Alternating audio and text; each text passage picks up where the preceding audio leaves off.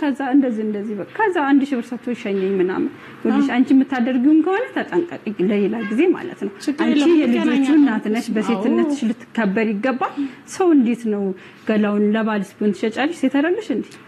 አይ እንደዛ አይደለም እና በስልክ ብሎሽ በቃ ምንም ሳታወሪ ከፈተልሽ ገባሽ ማለት ልጅ አውርተናል ነው አሁን በቦታው አልነበርሽም ለምሳሌ አይ ለሴቶች ለማንኛውም ክብር ስጪ ነው ሴቶችን በተመለከተ እኔ ለራሴ ክብር ሰጥቼ ነው የምኖረው የፈለገ ባልሽ ይሁን ያለ ፍላጎትሽ ምንም በእንጨት ብሊነካሽ አይገባም ይሄንን ወቅ ያለ ፍላጎትሽ ማለት ነው ደውሎ አይደለም ምናምን ማብረጃ ምናምን ሴት ልጅ አይደለችም በነገራችን ላይ እውነቴን ነው የምልሽ አፍንጫው ላይ ወጣውን ናይ ብሎ ምንም ሳያናገርሽ እንዴት ካወራሽ አንቺ ማለት በሚያስጠላ ሁኔታ ነው ብዙ ነገር የነገርሽኝ እኔ እውነቴን ነው የምልሽ ማለት እኔ እኮ እኔና እሱ ሌላ ነገር ውስጥ ብንገባ በቃ ተጣልተን እንደዚህ ምናምን ተጨቃጭቀን በቃ በቅናት መንፈስ ሞቼ ምናምን በእኔም የምጠፋ ሰው ነኝ ማለት ስለ እውነቱ አሁን ስናወራ ነው የምልሽ ግን እኔ አልহামዱሊላህ ሌላ ነገር ውስጥ አልገባውም ጥላሁን እረዳዋለሁ በቃ ያሳዝነኛል ከጎኑ ሰው የለውም እኔ ከምን ውስጥ እንዳወጣው እኔ ነኝ ማቀው ማለት በጣም ሰካራም ሆኖ ራሱን ጥሎ ከመንገድ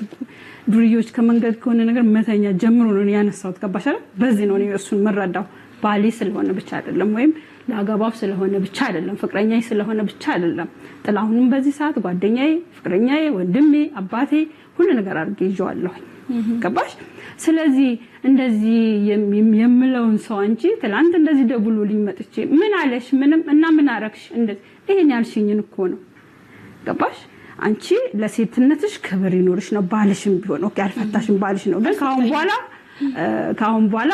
ማለት አስተላልፍ ያለኝ ነው እሱ ነው ተወክ የመጣው አይደለም